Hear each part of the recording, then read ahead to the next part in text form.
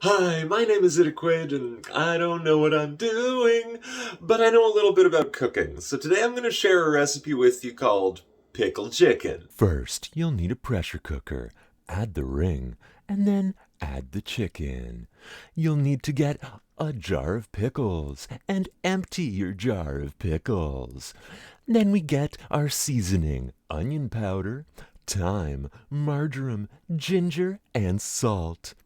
Stir them all very well, and then add them to our chicken.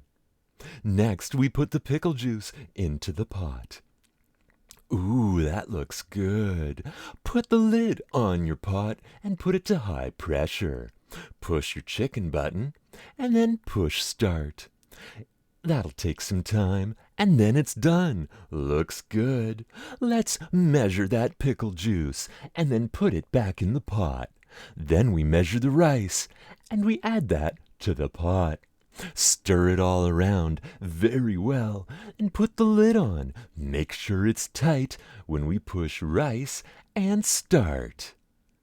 We get our chicken. We separate the meat and we'll separate the bones. Make sure to set the bones aside to make a soup stock later.